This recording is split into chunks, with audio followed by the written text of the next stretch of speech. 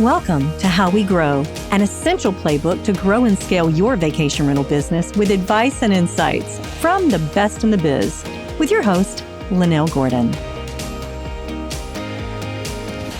Welcome to the Vacation Rental Show. On today's episode, I am thrilled to have Kathy Kelly. She is the proprietor and property manager of DIGS Vacation Rentals. They're a company in California, their Central Coast, and they offer 5-star vacation rentals there. Your portfolio, from what I looked at, Kathy, was stunning. Kathy's background in business development and account management, combined with her hands-on experience at DIGS, allows her to create unforgettable stays for every guest, whether it's a romantic getaway or family reunion or some sort of milestone celebration. Welcome, Kathy. I'm so excited to have you here. Thanks so much, Lynell. I'm pleased to be here. Thank you for inviting me. Tell me a little bit about your demographics, where you're at physically, geographically, and where you're pulling from. Okay. So DIGS Vacation Rentals is located in the Central Coast of California, also affectionately known as SoCal, which is San Luis Obispo County. And because we have Northern California, which goes by NorCal, and Southern California, which goes by SoCal, so we go by SoCal. We are halfway between San Francisco and Los Angeles, and then narrowing it down a little bit further, halfway between Monterey and Santa Barbara, which covers the whole entire Central Coast from Lake Nacimiento down to basically Santa Maria. We have over 300 wineries in this region, and we have stellar beaches. That's wild. I love it. How many properties are you managing right now? We're about 50. And you're managing high-end properties. We have quite a few high-end properties. In fact, 2 of our properties just reached the top 10% worldwide on Airbnb. Wow. Vacation rentals worldwide. I'm pretty proud of that. That's pretty nice. We have some very nice properties. These are some second homes for folks that are based out of LA or San Francisco, or I even have a client that's in Omaha, Nebraska, who they will retire here someday. But most of my homeowners do not live here. These are second homes, and they are beautiful homes either on the beach or somewhere in one of the beach cities or among the vines. So let me ask you this. What's your biggest challenge that you face in vacation rentals? And not enough time in the day. That's the biggest one up. I do work quite a bit, as you can imagine. It's been pretty much nonstop. We started from zero after I had worked previously for turnkey vacation rentals, and they laid about 20% of their staff off when they were bought by Bacasa. So I was one of those. And started from scratch, and now about 50. Yeah, we were as high as about 65, and then we thinned it out a little bit for the more higher paying homes and that type of thing. Some homes were sold. There's always attrition. But one of the hardest things is keeping a staff happy and motivated. We have a very small pool of talent in this area because a lot of people are here to retire, or they're working in the wine industry, or they're in hospitality in restaurants or something like that. So we don't have a big pool of talent here. So I do have to train all of my staff from scratch and get them familiar with what this business is about.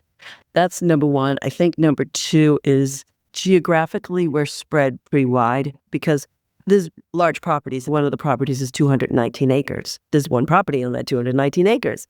So we have homes that are north to south about 72 miles apart, and then east to west we're about 50. So because the property is so large. So it's physically a demanding job as well to try to service all these homes. And of course, because they are out in farms and vineyards and stuff like that, we have animals.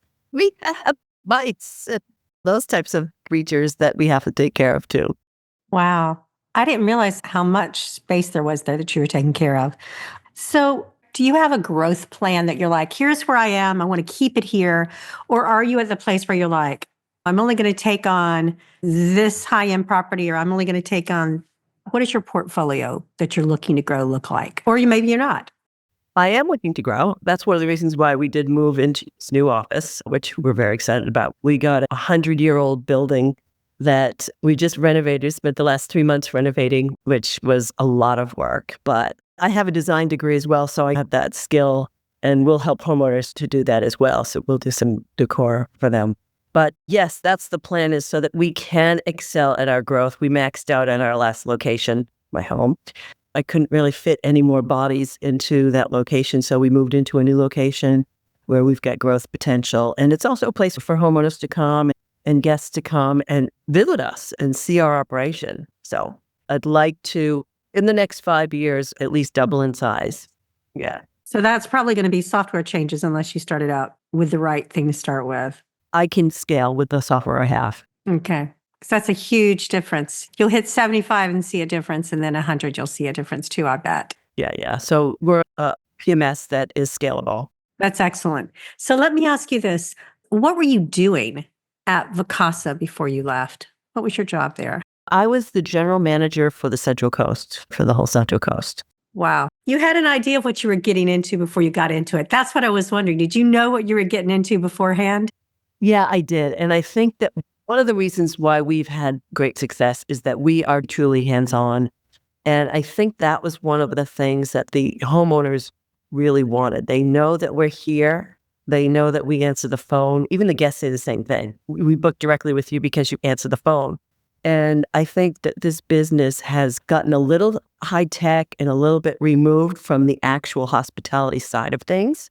And I think that people really appreciate that. They want to know that you care about their vacation. They want to know that you're going to be there to take care of if anything happens, if the water heater breaks or if something happens, we're there that they can make a phone call and we can take care of it. And we also will pre-shop for some guests. They're having a big party.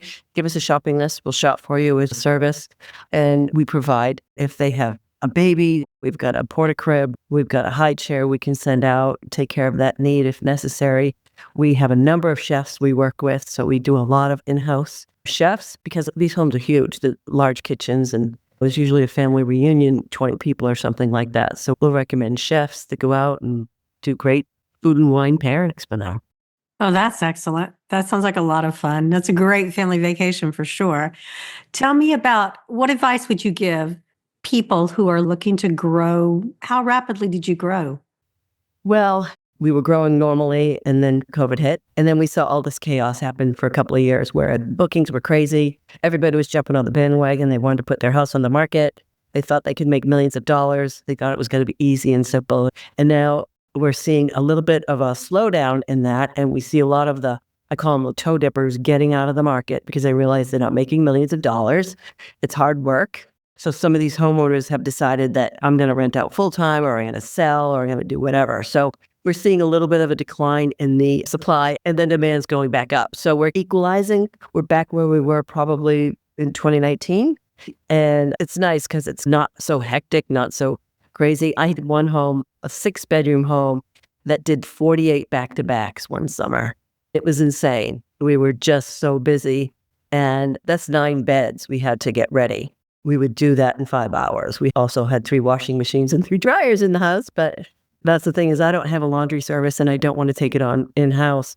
All the homes, if they had more than 4 bedrooms, I required 2 washers and 2 dryers just because we're so spread out. We can't, this is just physically impossible for us. So a lot of the homes will have 2 washers and dryers in them, and the cleaners will do all the laundry on site. What's the best advice you would give to property managers who are looking to grow their business? Work hard. You always have to work hard. That's a no-brainer. It's not going to come easy, and willing to do whatever it takes to make it happen. And then figure out where your strengths are and where the holes are that you need to fill. That's always a hard one for me, is that I don't like to let go, but I do have to. I have to delegate in order to grow, and I know that. And my strength is selling and marketing. But with someone else, they're highly organized. They're good at operations, or they're good at dealing with the guests, that type of a thing. So that, delegating that, coming up with systems that are tried and true. I think that's the other thing, is that I did everything manually to start. I had stickies and spreadsheets, but that helped to go, okay, now I want to automate this. How am I going to automate this system, and with what software will I do that, and how will that integrate with other software? So every decision was a strategic one that I started out with as a PMS, and I outgrew it pretty quickly. So when I hit 13 properties, I was like, this doesn't do statements for me. This can't do that. I have to really jump it up if I want to grow, because I was spending 2 weeks just doing statements every month. So as you grow, you just have to say, where are the soft spots, or the challenges that we need to solve, and how do we get there strategically. And I don't take on a new software very often. I do one a year maybe, because I want to make sure it's going to integrate right, and we have to learn it before we really use it. So it's a slow process, but it's like, is there any ancillary ones that we want to add? I don't add too much very often. So That's excellent business advice. Everything you've said is excellent business advice. I second everything that you said. Important points there are surrounding yourself with people that do things better than you do, the things that you don't want to do or you don't do well. The software once a year, 100% agree. You want to get to know that software. You want to be able to know where its holes are and find out how to fill those holes too, so that next year, if you have a hole, you can fix it. That's very good advice. I think so many people take on way too much software at the same time, and they don't use all the system that they have to the best of their ability. So good for you. yeah, I'm trying to maximize what each software does as much as possible. Built by property managers for property managers. Streamline is a powerful software that gives managers enterprise-level capabilities to drive more revenue and improve operational efficiency. Migrating to Streamline allows property managers to gain functionality while reducing the need for multiple vendors, improving flow by logging into a single system and reducing redundant technology costs. With Streamline, property managers achieve revenue lifts by leveraging our fully fledged communication center, reservations quoting system, revenue management tools, homeowner acquisition CRM, and powerful direct OTA connections. Streamline also has industry-leading trust accounting and report capabilities to give you clarity in an overall company performance. Learn more about Streamline Vacation Rental Software at streamlinevrs.com. Let me ask you this. If you could turn around over your shoulder and look to say, gosh, I wished I'd done that different, or gosh, I wished I hadn't done that, what would you say to people? I wished I had delegated sooner, but it was hard because of the lack of talent. The talent pool is very slim. I wished I had moved into offices a little sooner, because I think that would have helped grow faster. I think that it's a very comfortable position to be in right now. The other thing that I do to really get out there and to kind of network is I'm involved with the community very extensively. I'm on the board of directors for the local Chamber of Commerce. I've been on that for the last 34 years. I get involved with other things. I'm on the VRMA, not the board, but different committees. So that's something that I really cherish in getting to know people. And I also befriend a lot of real estate agents who are invaluable. They just really have been great, and right on the street that we're on Main Street. But there's 2 or 3 real estate agents that just go talk to them, go talk to DIGS Vacation Rentals. They'll take care of you. So we have a trust level that's built up that it's automatic referrals, and it makes it pleasant thing. And we refer people to them too. So it's a symbiotic relationship, and that we help each other. So you're not doing real estate sales. You're just doing the rentals right now. Excellent. Yeah, it's very important to have those, especially because they're the ones that they ask, the homeowner does ask. So those referrals are invaluable. I love the fact that you're involved in the community. Are you involved in any of the community resources that affect any of the legislation that might come locally in your area? For us, we have several different jurisdictions. We have county-wide, so a lot of homes in an incorporated area. So they fall under the county jurisdiction. And then there are certain homes that, like the city of Paso Robles is one jurisdiction. They have certain roles. The city of Atascadero is another one. We have like about 7 or 8 different jurisdictions. They'll follow each other a little bit. And of course, they all have different tax rates. So we do all the taxes for all the homeowners too. But the city of Paso did go through a 4-year fight, I guess you'd call it, to shut down vacation rentals. Although they love them, they make a lot of money because this is a tourist area. The number one way that this whole community lives is by tourism. Wine country, beaches, and its destination. So they do want to fight for us, but they also want to keep the locals happy, right? So it's a juggling act. And we came up with all of our input, something that was beneficial for both sides, that we all made compromises. So there are limits on the number of homes that can be vacation rentals in certain zones. So even within the city of Paso, they have our 1 zone, our 2 zone, then they have T1, T2, T3, T4. So all these other zones, have different rules. So it is a lot of information to know in order to operate successfully here. Well, we've talked about your favorite part of the business, which is the marketing. Let me ask you this. What marketing tips would you give to people that are trying to grow their property management company? So we also advertise in, let's say, the Paso Robles Wine Country Alliance. We're members of that group, but they refer us too because we refer them. And so it's like there's other ways to do it on a local basis that it really is a referral business. And so get involved with the community and get involved with organizations that are upstanding and really draw people to the area. How do you handle the key challenges you have with such widespread properties? I have 6 different cleaning crews. I have about 35 different cleaners. Within a group, there's probably 4 or 5 guys, girls that work with that cleaner. So I have strategically gotten cleaning groups in various parts of the old county. So I have a southern cleaning crew. I have a northern cleaning crew. I have a beach city cleaning crew. I have the area covered in that way. They act not only just as cleaners, but they look out for the property. They have all been with me from the start. I've had the best cleaners that you can imagine, and they've all stayed with me. Okay, so you and Steve, that's about the only people in this industry that I know can really say that's tremendous to have that type of loyalty that you inspire in people that work for you for 7 years to do that part of operations, because that's one of the biggest turnover areas for most people in operations. How do you keep your people? I have a party for them at least once a year. Just shot tequila. Just tequila. Hey, whatever works. I'm just saying. So you actually treat them like family. They're like, they come and party with you and hang out with you. Yes. In fact, some of my cleaners actually moved us just last week and put desks together for us. And during the construction, they did the construction clean for me. Once we were moving in, they did that clean, and then they put all the desks together. It's family. In fact, one group of cleaners, Homer and Daisy are their names. They have 6 kids, so I know all the kids, and we know the whole group, and I know all of his cousins. And so, yeah, I bring him up to dinner on occasion, and we have fun, and just, yeah, we rib each other. It's good. So tell me your favorite guest story.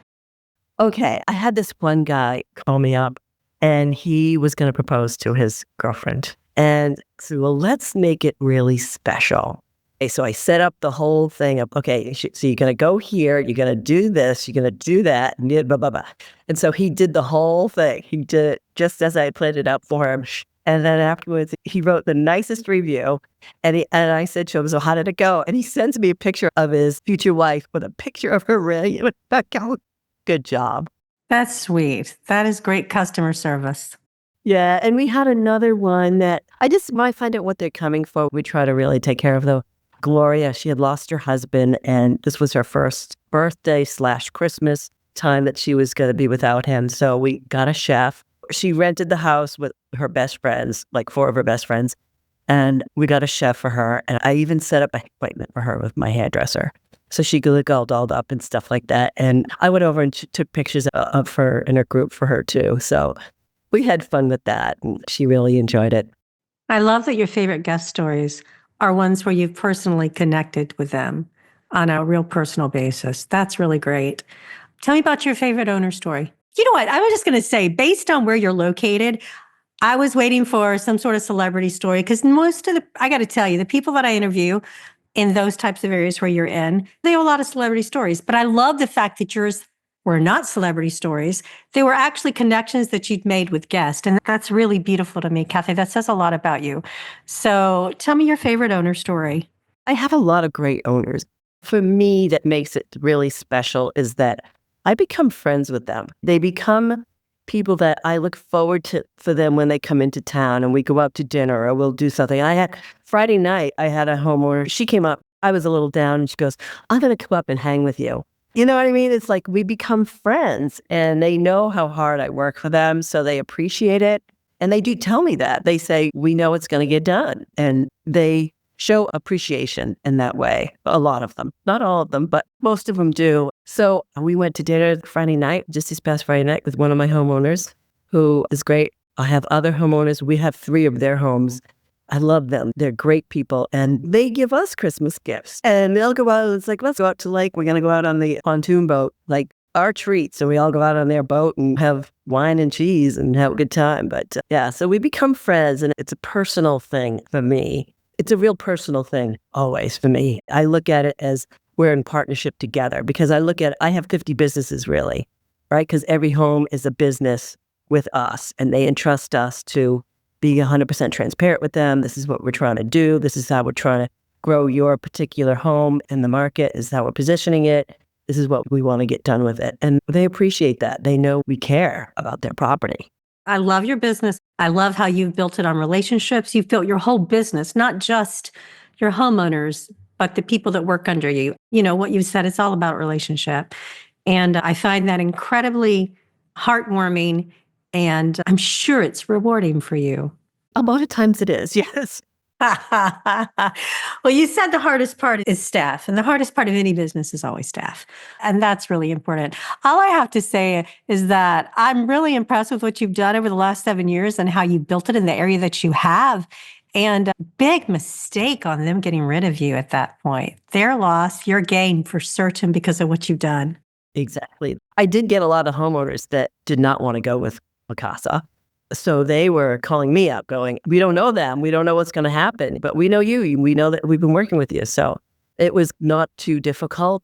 It's relationship. It was relationship even then. Exactly. That's how you've built your business. Your whole business is built around relationship and caring about people and sincerely caring about them. So congratulations for that. If people want to reach out to you, Kathy, and they have questions of maybe they want to start and they start out like you did from nothing and want to start, how would people reach you? Whatever questions they might have. They can easily email me, Kathy@digsvacationrentals.com, Kathy with a K. And that's DIGGS? No, DIGS. Just DIGS, 1G. Okay. Yeah, nice digs. New digs for digs. Is there anything else you'd like to tell people who are looking to grow in property management? I think that it's just, I find this business to be never dull. There's always something to learn.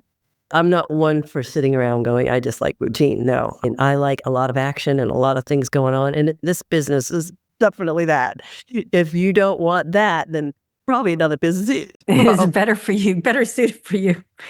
Well, I want to say thank you so much for being on the Vacation Rental Show and agreeing to talk on the podcast. I really enjoyed talking to you, and I wish you the very best in growth and in getting to wherever you want to go. Thanks, Lynell. I really appreciate that. This episode of How We Grow is brought to you by Streamline. To find out more about how Streamline can help grow your vacation rental business, visit streamlinevrs.com. Make sure to search for How We Grow in Apple Podcasts, Spotify, and Google Podcasts, or anywhere else podcasts are found, and hit subscribe so you never miss an episode. On behalf of the team here at Inhabit, thanks for listening.